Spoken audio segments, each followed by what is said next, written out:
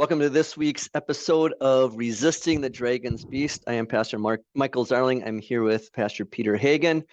For those of you who are watching the YouTube video, I have a speeder bike as my background. And the reason I chose that one, Peter, is because today is the last day of January when we're recording this. And I was kind of proud of myself for doing a lot of biking this month. So I was able to get 362 miles in, and it's been warm enough here. I mean, like 30 degrees is pretty warm for Wisconsin. So I was able to do almost 200 miles outside. So wow, all without anything motorized like a speeder bike. Well, that is something. Yeah. I will give you that. Yeah. And for those of you who are listening, I switched to a new microphone. That's an actual microphone instead of just a Zoom meeting microphone like these Apple headphones. Yeah. And so hopefully Yeah. Thanks for Michael for pointing that out to us that we need to do better. A couple of things I wanted to start with before we get into the book is I found something from Hillsdale College, just a little pamphlet called Imprimis on my desk this week. And so I read it. Usually I throw it away, but the headline grabbed me. It's from Rand Paul. It said, "Lessons from the Great COVID Cover-Up." And since we're talking about COVID, well, through the whole book, but especially this chapter, I read it.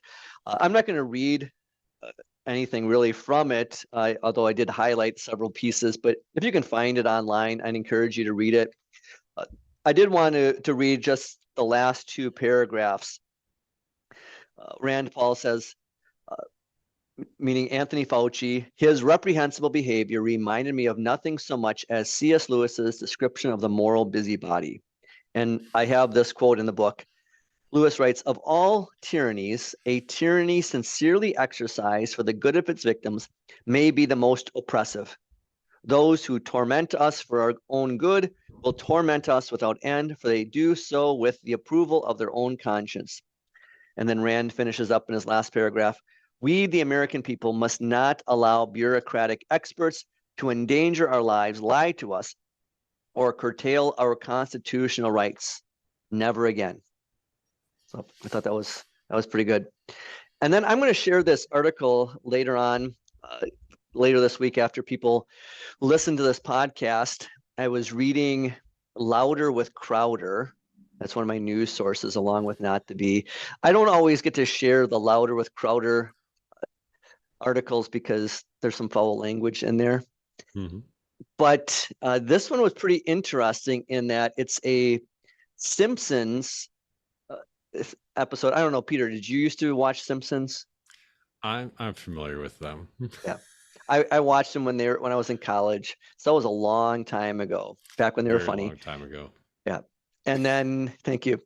And then this is an episode from 2010, and where the beginning of the episode talks about all of these people gathering together in a room and trying to gain power. And how do they gain power? It's through releasing a disease into the world and then making everyone take a vaccine. So Simpson is very good at predicting the future. And here is one within a minute and a half. They predicted 2010 and the years following it. So I'll share that later on after people have listened to this episode, and then they can watch that little clip of The Simpsons and just see how wonderfully they predicted everything that happened in spring of 2020. Didn't they also predict that Donald Trump would be president? Something like that. Yeah. There's articles out there of the dozens of predictions that Simpsons had. All right. So we're going to pick it up on page 139. I'm talking about the weak and the strong. So, Peter, I'm going to ask you this question to start out with. How did the devil use disunity among people surrounding COVID?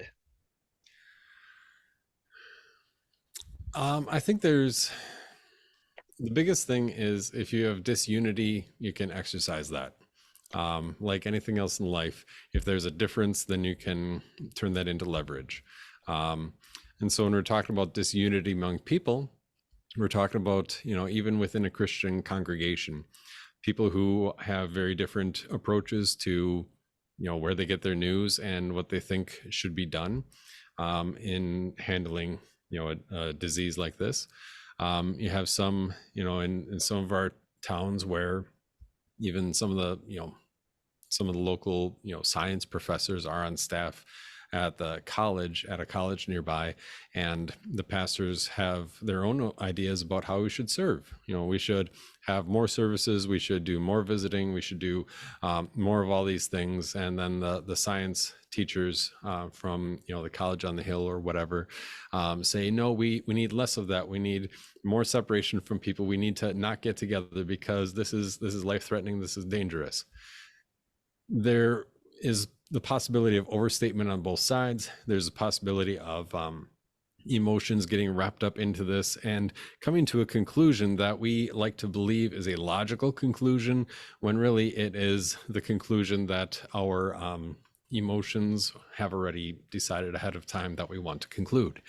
And so the devil can use any sort of division among people to say, I'm right, you're wrong, to cast aspersions on people's different motivations, and to then mentally talk down to them or think down to them, or think myself morally superior because I am choosing the right reason for A, B, and C. And that's the interesting thing, about COVID reactions as basically a case study, is that people on both sides of any question, whether you're talking about closing versus economic shutdown, or masks, or vaccines, or you name it, people on both sides could feel very secure that they had chosen the right idea, and that the people on the other side were the idiots. The people on the other sides were the uninformed ones, and all of a sudden people are just looking at each other and content in their own superiority. Yep. And looking down on somebody else. And then we get distracted by all these things, all these frivolities of life, like, are we going to close? Are we going to stand 8 feet apart or 10 feet apart? Rather than just saying, you know what, maybe a pandemic reminds us that we aren't lords of our lives, and people die, and we should be really busy sharing the gospel of Jesus with more people. Yeah, and that superiority you mentioned, Paul talks about that, and I quote from Romans 14 several times on page 139 in reference to weak and strong Christians. And what Paul is talking about in this chapter are those Christians who are strong and say, yeah, we can eat food that has been sacrificed to idols, or just even eating meat in general. Like in the Old Testament, there were certain meats you couldn't eat, and some still bothered the Jews.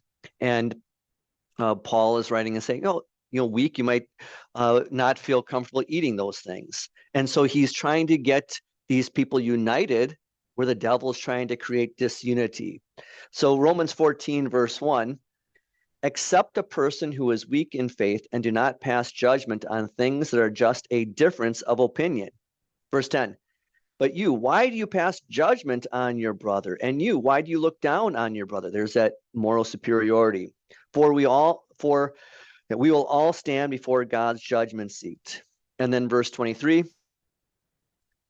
Paul is concluding the chapter in Romans 14 this way, but the one who has doubts is condemned if he eats, because it does not proceed from faith. Everything that does not proceed from faith is sin. And what he's saying there is what we talked about last episode, that it is contrary to go against conscience. And I like these two last sentences that I had on page 140. The top paragraph, it said, outward compliance can be compelled. Christian commitment cannot. And I liked that phraseology. And again, I just believe the Holy Spirit gave me the right words to write so often in this book. And there, a lot of what we were being told to do by religious leaders and so forth during COVID, it was all about outward compliance, but it wasn't true love. It wasn't real commitment. So like tomorrow morning, I'm going to be talking to our 8th graders and seeing if they really want to be confirmed, because the way they're behaving right now, meaning a good portion of them are not coming to church, that I do not feel comfortable confirming them right now. Now, I can just say, be in church and they can have outward compliance and look really good, but I need to be working at getting at the heart. And what we were talking about in COVID, or not talking about because we weren't talking, we're just doing. And the doing was all about outward compliance. And then inwardly, we disagreed. And if I were to summarize basically the entire book, it would be those two sentences. That if we just transpose the word obey for submit, then it's like, oh, sure, whatever the government says, we obey it and we do it. However, if he uses the term submit, then it automatically puts it into the fruit of faith context, where the law lays it out. There's some Christian discipline in following that law, even when it goes against our own personal preferences. But the bottom line is that it has to be a fruit of faith.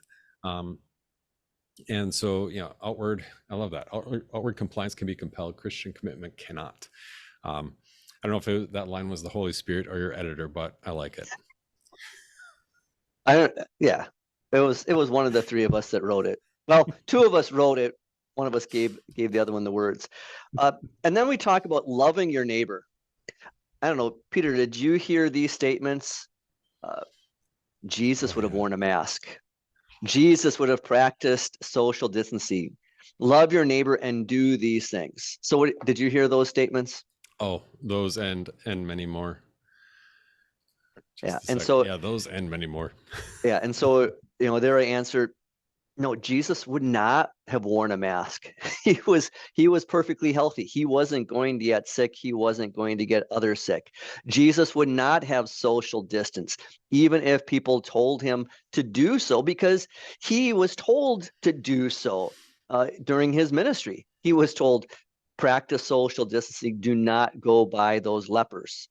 And what did Jesus do? He disobeyed the social distancing mandates of both ceremonial and civil law. And he not only went up to them, he touched them. Yeah. And so for Christians to try and have that moral superiority to say, well, this is what Jesus would have done. You can't throw that in the face. Jesus would not do that now because he didn't do that then. Yeah. And that's kind of the frustrating part is, that generally speaking, people don't like quoting Jesus when it comes to be like, for this reason, a man will leave his father and mother.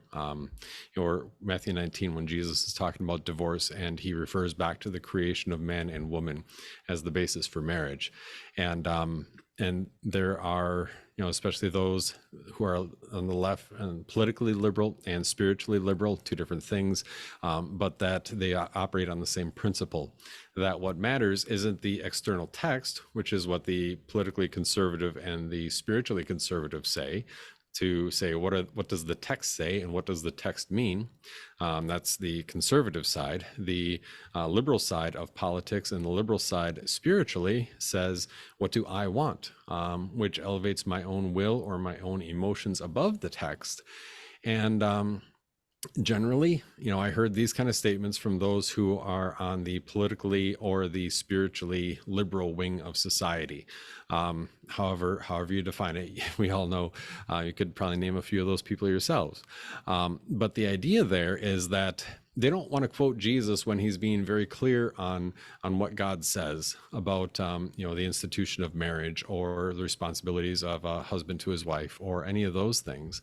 But they want to quote Jesus when they're putting words into Jesus' mouth. Well, Jesus was a refugee. Jesus was Jesus, would welcome these refugees into his own household. Jesus would have worn a mask. Jesus would have done that.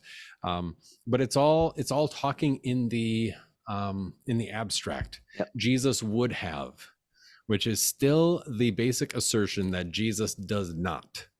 That Jesus is not today, that Jesus is not alive today, and that he does not have the authority to say and do what he wants today. But it's all playing on the idea that this Jesus, this concept of Jesus, is your own mythical idea. And if you really believe that you are a Christian, then your Jesus, your mental construct, would have done these things. Yeah. Another one in 2024 now is Jesus was Palestinian. Yeah.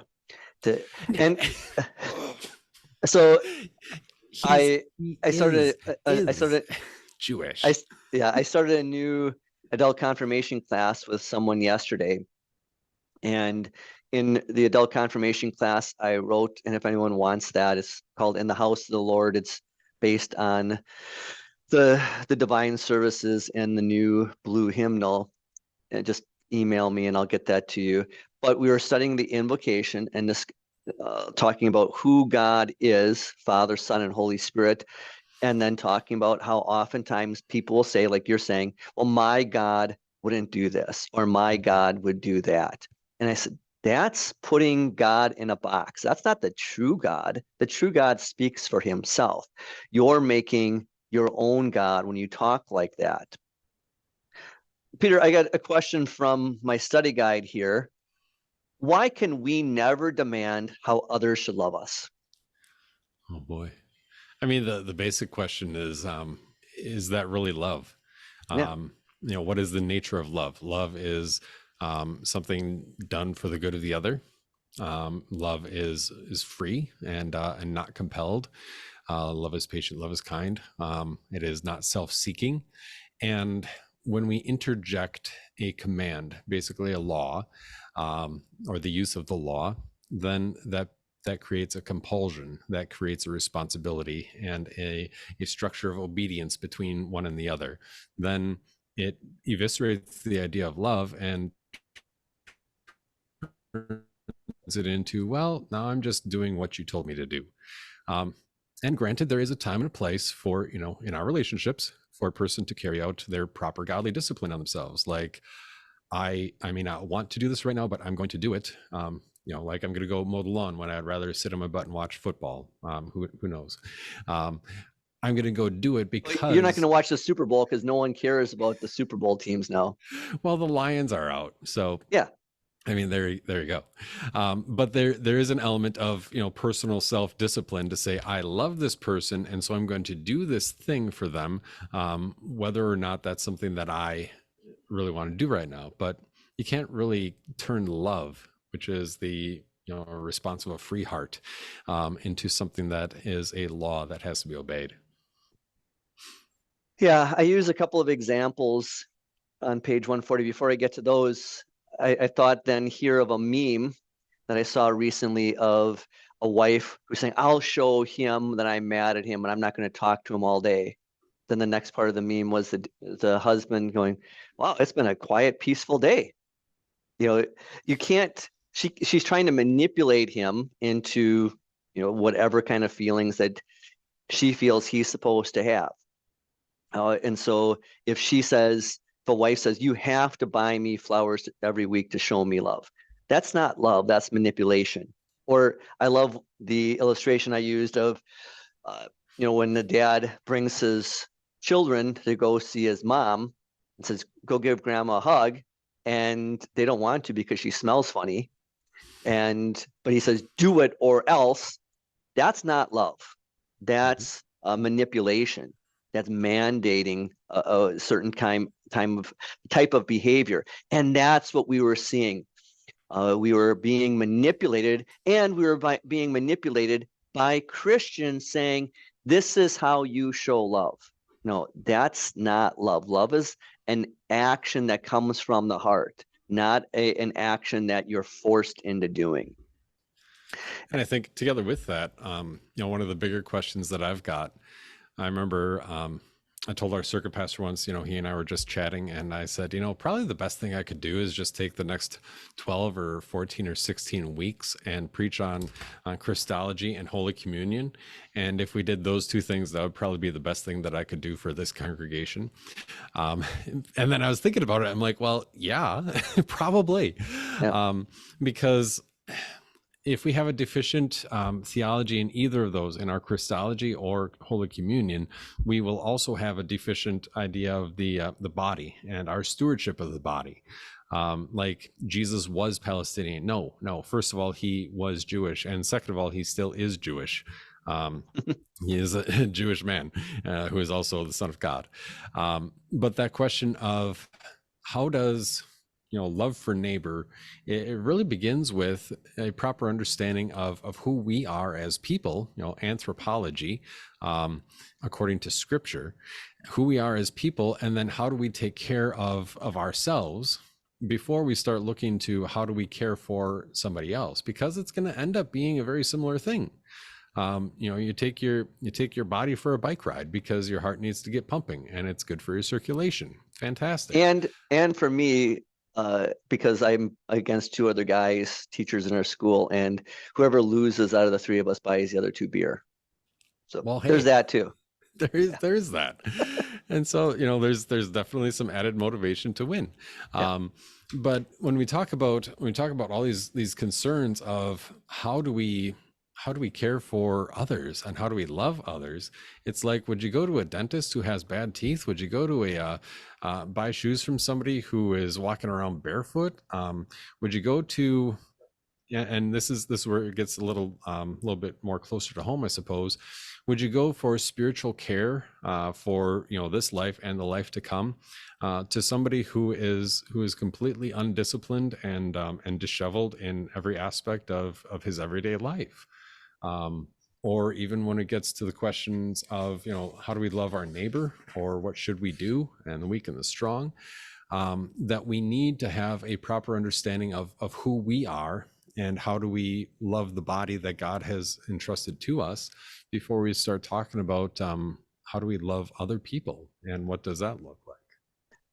Yeah, and there I asked the question on the bottom of page 140, is it love or are we being bullied?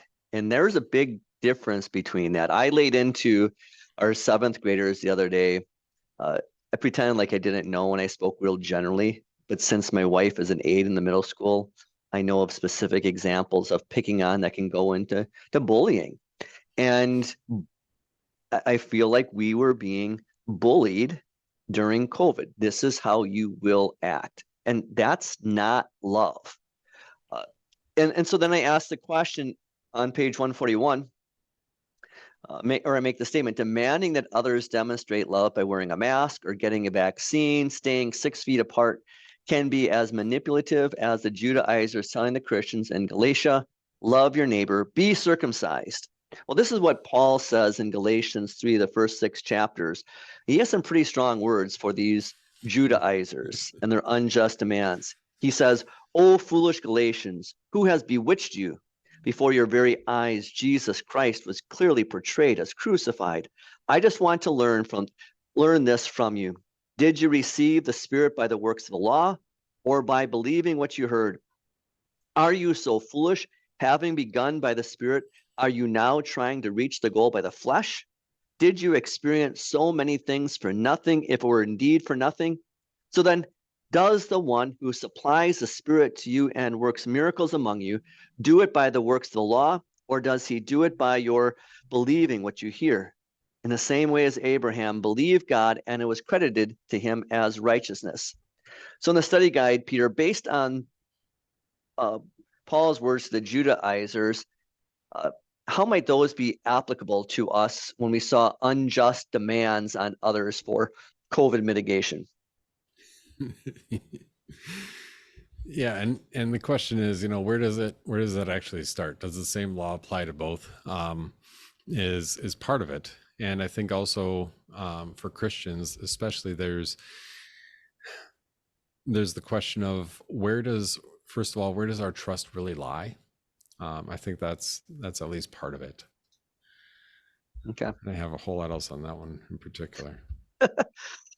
Yeah, but again, it's that thing of saying, well, this is how you have to show love. The basic summary when I teach Galatians to people is the Galatians weren't saying, you didn't need to believe in Jesus. They were saying, yeah, Jesus is good, but Jesus plus these works, that's better. The works being sacrifices and new moon festivals and circumcision and so forth. So is Jesus plus works. And that's what we were being told. Yeah, believe in Jesus, but that's not enough to show love to people. It's believe in Jesus, love him, and this is what you have to do. It was love, yeah, and it was love and not love demonstrating how you want to demonstrate love. It's love. And here are the steps to show obedience. And that's how you show love. That's not true love. Yeah. Yeah, definitely. And so then setting up, here are the conditions, Yeah. and all it is a demand that is trying to reframe itself as something happy and fluffy and good. Um and the only way that, Christians get sucked into this very easily because we don't really know what gospel is. We hear the word and we know, oh, forgiveness of sins, Jesus has forgiven me. But then we still feel like there's more. There's more I have to do, or there's more that I have to live up to, or Jesus forgave me, but now I have to live like a Christian. Well, let's go back to gospel before we get into all the other demands of the law. Yeah. And, I wonder about this. Were we showing love, or were we enabling someone in their fear? I think one of the important chapters is the one coming up on fear. And fear is one of the tools in the devil's tool belt. And were we enabling people? Think of, are you demonstrating love to your daughter who is now addicted to drugs when you give her money because she's all out of money? Are you showing love to her, or are you enabling her because she's going to use that money for drugs as well as food? Or the same way, maybe your mom, because she's divorced and she's depressed and now she needs help.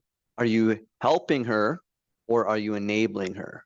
And so when we were being told you have to show love to someone by wearing a mask or taking a vaccine or being 6 feet apart, were we really demonstrating love, or were we enabling them in their fear, which is not good or godly?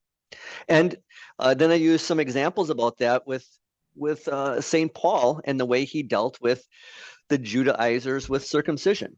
That with Timothy and Titus, he doesn't, he refused to circumcise Titus because he was being told, you have to show love and obedience this way.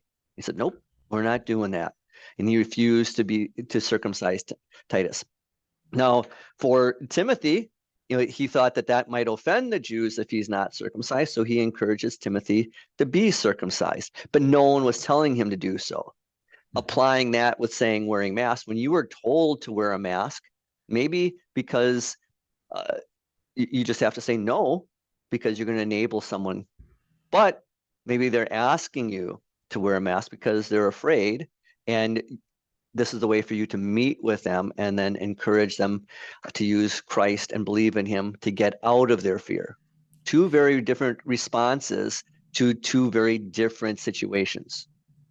And I guess there's a whole nother side to this entire discussion on what is loving, whether we're talking about governors saying that certain businesses cannot be open, or that whether we're talking about some of the things here like masks, or you name it, any of the mitigation strategies in relation to this pandemic, that there's a massive blind spot because it all fits very nicely with a white collar computer connected world. Because they say, well, you can't go into your office. You need to meet through Zoom, which means you have your own computer at home. You have your own internet at home. You have your own private space where you can meet through Zoom, and you can carry on your life. And then you can just go order your groceries through the app and then have them put in the back of your trunk. But there was an entire swath of people who don't have that. And so, you have all these young people or middle-aged people or whatever working at Kroger or your local grocery store who are hearing all the messaging that it's loving to wear a mask, and they see some people with, some people without. They hear all the messaging of potential death tolls and health side effects, and all these other people, the majority of like the middle class white collar occupations that aren't really dealing with people a whole lot, they've got the privilege and the ability to take some time off to just manage their life remotely, and there's what about everybody else? So if we say you have to do these things in order to be loving, now here is somebody who literally cannot, because their job isn't going to give them the paid time off. Here is somebody who is told, oh, by the way, this could get you very sick, and this could result in disastrous health outcomes. And everybody else is taking, sitting around home so that they can be socially distant, but you have to work in this building with, 10 or 20 or 50 other people. And what it does is it creates this grief, this loss, this sadness, this worry and uncertainty and doubt, and there's no wonder why there was has been such a mental health fallout, if we call it a mental health fallout. People dealing with depression or lack of direction, or just wondering what's going to come from this life. Because they were told you can't do these things, but oh yeah, at least for you, you have to go do those things. Or in some cases, well, you have to get the latest vaccine of whatever form it is, or else you're going to lose your job. Well, you don't necessarily have the freedom to say, I can go without work for a month while I find a new job that will let me go on like this. And so that's the interesting part, at least for me also, is that a lot of this reaction was tailored to fit those who are most tuned in to the television, to whatever the talking heads had to say.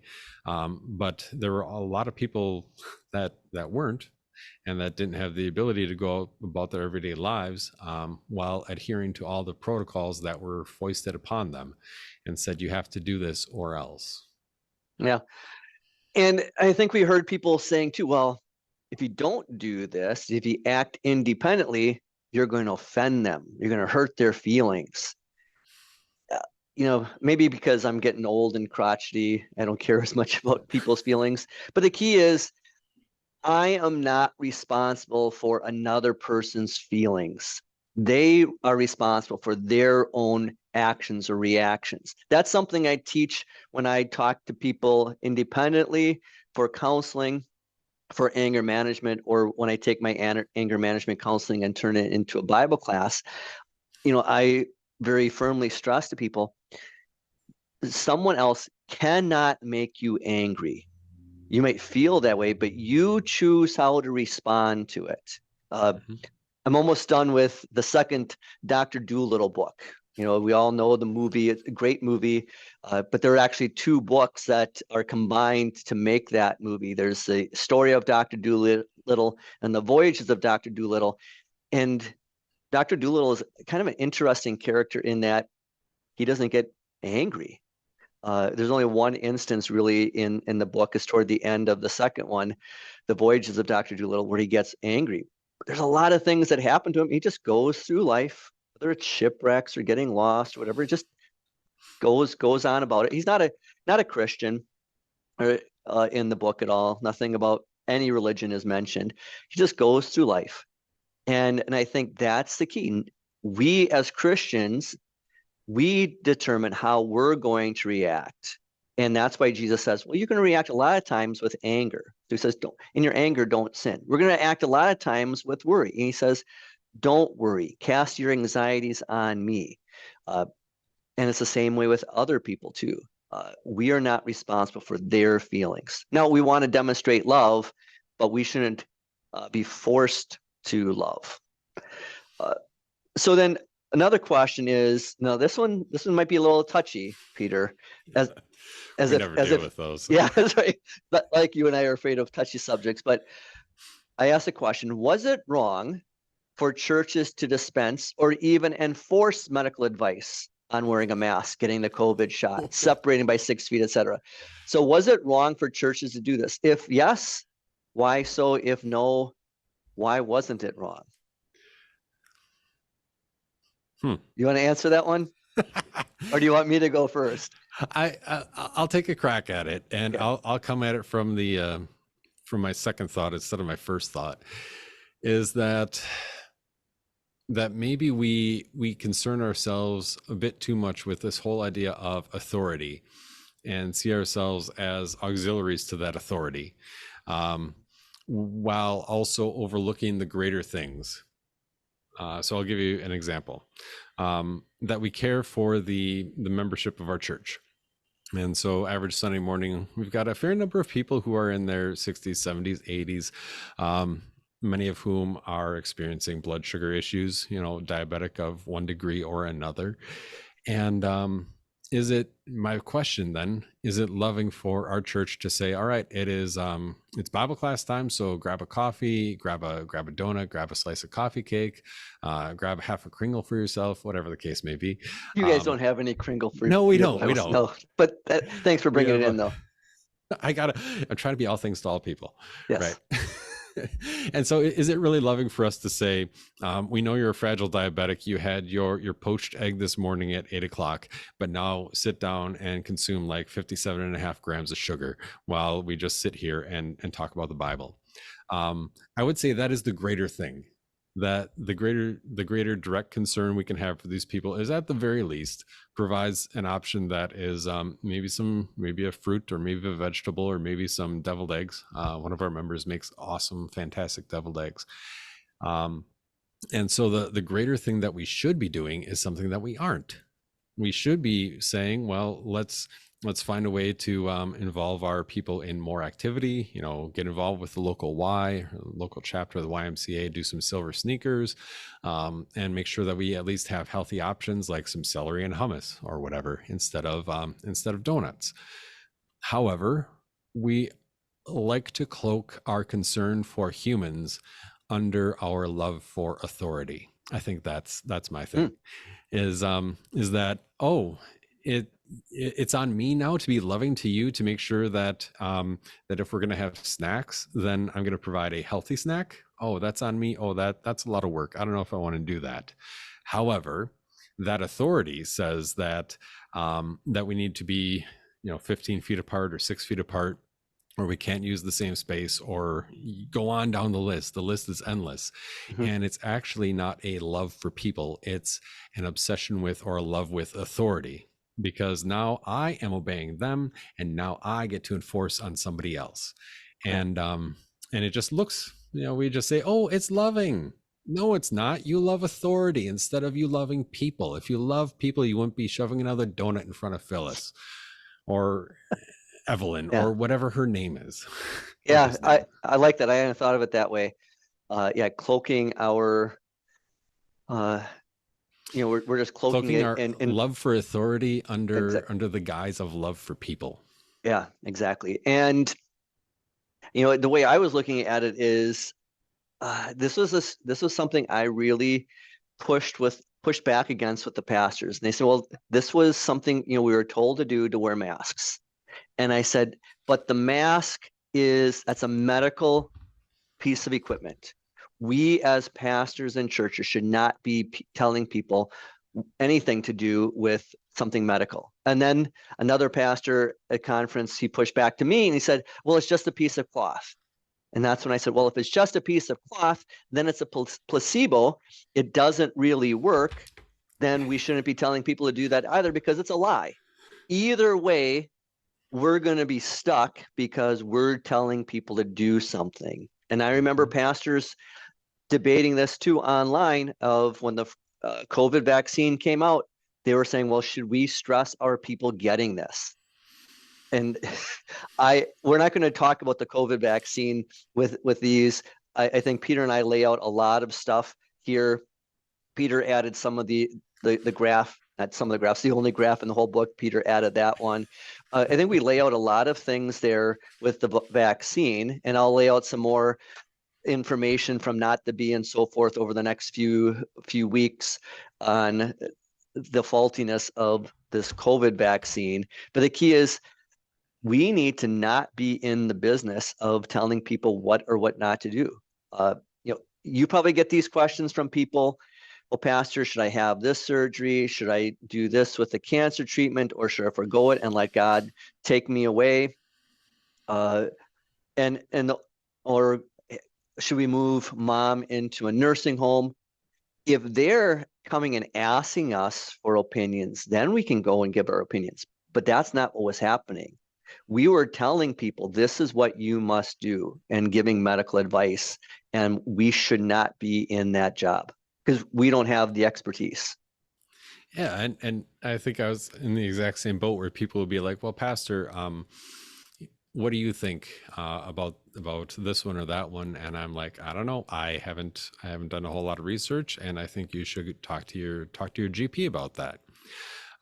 If somebody is like, "Okay, but take off your pastor hat for just a minute. Would you give this to your child?" And I said, "Well, here's one particular voice that I heard from Waterloo, Canada, fantastic university there, where he raised some interesting data, alarming data about the way the mRNA interacts with your body." And that could be a concern for your young girls, but I'll just send you the podcast link, and you can compile all the risks and calculate a risk reward ratio yourself.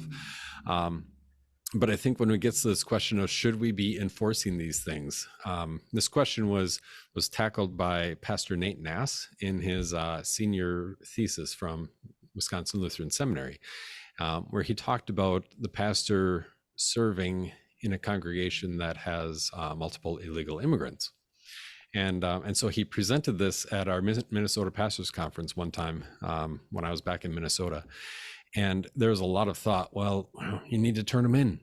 Mm-hmm. And he says, well, to whom? Do I walk down to the local police station? They're not gonna, they don't deal with that. That isn't their line of people, their line of law to work with. Should I call the INS on them? Well, okay, but is that the loving thing to do? Is that the best thing to do? And bottom line, is that my responsibility as a pastor? Yep. And so it was kind of funny. He had some, my recollection, he had some vocal voices from the back of the room saying, you need to call them in. You can't be serving these people with the gospel of Jesus, even though the government has given them some sort of limited permission to be here and is not prosecuting them. You need to be the police officer and call them in because it's the law. And one of those same guys, I talked to Nate after the conference, one of those same guys passed him going like 15 over the speed limit because, he had somewhere to be. Yep. And so maybe our obsession isn't love for others, like we're so loving people. Maybe we just love authority. And if somebody's giving us the ability to flex that a little bit. Well, that leads perfectly into the next question on the study guide. Whew. Agree or disagree and discuss. It is not the church's responsibility to enforce the government's mandates. And the reason I wrote that question is because early on what we call the pandemic, I usually refrain from using that word, but early on, when before they closed the churches, the city of Racine was going to say everyone has to go, if they're going in a building like a church, they have to wear a mask. The pastor has to wear a mask. And so I called up the 3 people on our city council. I think it was like 3 out of 16 that voted against it.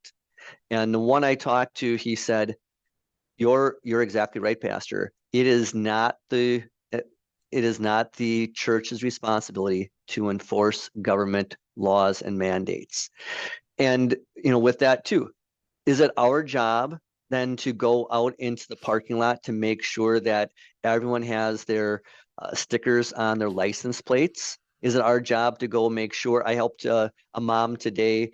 I gave her some food for the food pantry, from our food pantry, and then she was putting her little one in the vehicle. Is it my job as the pastor to make sure that that child is in the proper safety seat, that is facing the right direction, it's not an old one, and so forth?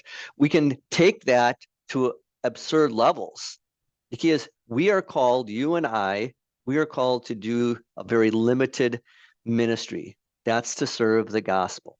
Let the government do their government work. Let the church do our work. The problem is, and I was charged early on when presenting this, so it sticks in my craw a little bit, of saying that I was mixing the 2 kingdoms with this book. I think it's those that are saying, well, we have to enforce the government's mandates when it comes to these things. Those are the people that are mixing the 2 kingdoms. I don't want it to be, well, it's not me, it's you, and pointing the fingers at each other. I'm just trying to point out that, like you said, we like to have authority, even when it's authority that doesn't belong to us. Yeah, and how did you phrase your question on the question guide again instead of guide? Agree or disagree? It is not the church's responsibility to enforce the government's mandates. Yeah, and that's a very good question. And I would obviously, maybe by this point, I would agree. But I'll just come at it from the other direction. Aside from the call of the church to preach the gospel to all creation, coming at it from the civics side, that the government knows that religion is a strong motivator in people's lives. At least historically, the government does. In our modern world, sometimes we like to downplay that. But based on the First Amendment, that we have the free exercise of religion, that doesn't give religions the free exercise of politics. That doesn't give religion the freedom to do and to mandate and to fulfill whatever they think their responsibility is.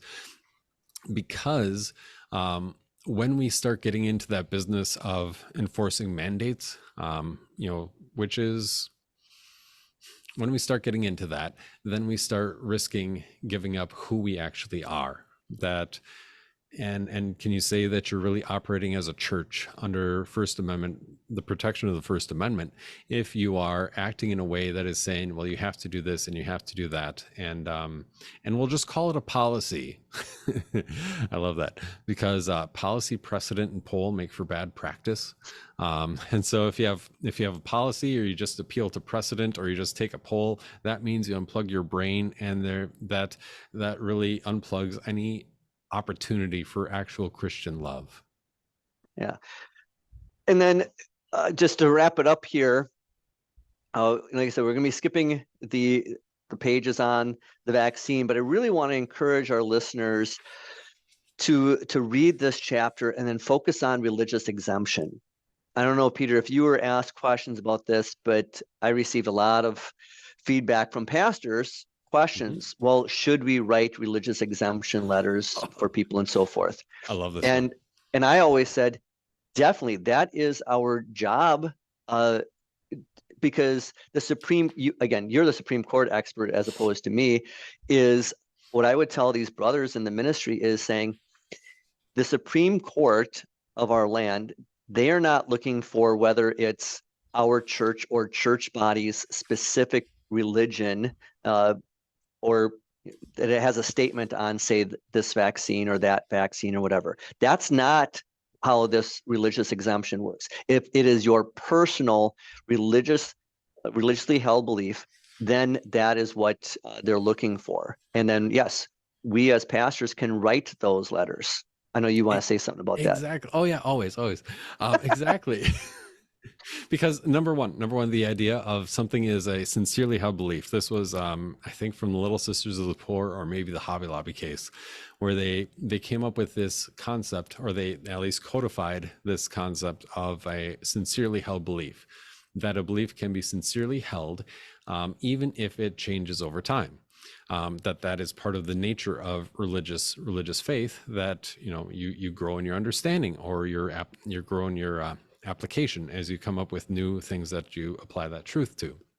And so the number one question, is this your sincerely held belief? Is it something that is a sincere faith, or are you just trying to use subterfuge to put up a blocker for it? Well, if it's a sincerely held belief, it doesn't matter what church or congregation you're a member of. It doesn't matter if you're an atheist. I had somebody ask me, well, Pastor Hagen, I have this question. I have a friend who isn't a member of our church, but she wants a religious exemption letter. Would you write one for her, or does she have to become a member of our church first, or at least come to church a couple of times? What do you need? Mm-hmm. And I said, you know what? The First Amendment protects it as an individual right. This isn't a synodical right, a congregational right, a church body right. This is an individual right protected by our Constitution for its individual citizens. And so even if you consider yourself to be non-religious, that is can still be expressed as a religious belief, because it is your sincerely held belief. And even if you used some other vaccines earlier in life, like pertussis or MMR or any of those things, aside from the fact that it was a different mechanism. But the fact that you got vaccines previously is not proof that you need to go ahead and go ahead with whatever your employer is mandating that you take now, because the nature of religious belief is that it can grow and change over time, that it doesn't change in its substance, but in its expression of that belief. Yeah. Yeah, I love that one. Yeah. And that's not a question I had in there in the study guide, but I think it's something that's important. This is a discussion I had with our grade school when, the city of Racine was saying schools, you had to mask your students. And, so administration was wondering, well, what do we do with these parents that are coming in with their students with religious exemptions? And I said, you cannot disagree with them. It doesn't matter if you don't believe that it's the same belief. That's their personal belief. If that's their conscience, and if they view that as a medical thing, you can't go against it. You're going to bring the Supreme Court down on you when it's belief or conscience. And if you disagree with their medical viewpoint on it, then you're making yourself a physician. You have no right to do those kinds of things. So I had to teach our school administrators about that as well. And then with that, I want to encourage people to read the examples of religious exemptions that were in there. One was from a parent in our grade school, just saying, hey, this is what we believe, and therefore we're not going to do that. One was from a friend of mine who's a principal in a school in Milwaukee, and the city of Milwaukee was going to be reinstating the mask mandate. And I love what the principal put in there. He said to me, and I asked him if I could use his letter, and he let me. He told his parents, well, because none of the teachers were for a mask mandate, and what he said, it's not our job to enforce the mandates of the government. And then the one that's really long is the one that I wrote for my daughter Miriam for her religious exemption from the vaccine from the U.S. Army. And she was in the National Guard and the ROTC, and she was denied like so many others were denied. She was not kicked out, but she did have to wait over a year for her pinning ceremony as a second lieutenant. And yet many have said this, and then her own commanding officers that read it said, this is the best religious exemption letter I've ever read. And that's because I borrowed it from a lot of other people and made an amalgamation for this letter. But I want people to use these things because, again, this is just a trial basis for all of this stuff. To use, have this stuff ready to go next time. And then two last things is, because we were talking about this, I finished up on pages 159 and 160. Our role as pastors, as teachers, as principals, as people is we are working for the divine physician. We stay in our lanes, and we were getting out of our lanes when we were talking about what people should do if they're going to be in our Lutheran grade school, Lutheran high school, Lutheran churches. That's not our lane. Okay, our lane is, here's a divine physician. We are working for him. Let's give the balm, the salve of Gilead of Jesus Christ to people. If they want to find physical salve and balm and vaccines or masks or whatever, that's on them to do their research. Anything else you want to add to that? No, I think that just about covered it. All right. So then I found this song the other day. I'm going to include this and put it on the Facebook page and on Twitter or X. And it's called Babylon Has Fallen. Have you ever heard it, Peter? Nope. All right, I'll share it with you. It's a Puritan pilgrim song. It's really cool. I kind of wonder why we don't have it in our hymnals. I'm sure it's there's a good reason. It's got a good melody and so forth. It's very short, like a minute and a half, but it really is powerful of saying Babylon, which is the biblical description in Revelation of the church of the Antichrist, that it's fallen because Christ has come. So I'll share that with the lyrics and so forth, but then we'll finish up with an email I received asking for the study guide. And then Michael, who is a pastor, also writes, thank you so much for the wonderful book and podcast. I especially enjoyed the pop culture references that serve as an example of interacting with culture without being overcome by it. It's also been enjoyable hearing from Peter as we were in school together and seeing his growth as a pastor. I especially appreciate you both challenging a boilerplate approach to Romans 13 and Christian quietism that has encouraged me to evaluate how I encourage my people in interacting with culture. So thank you, Michael. And the rest of the email was also talking about that he's now the second pastor in 2 weeks that have found my book and then is using that for a discussion in their pastors' conference. So again, I encourage people, get the word out about the book, let more and more people know about it so that we can continue this discussion.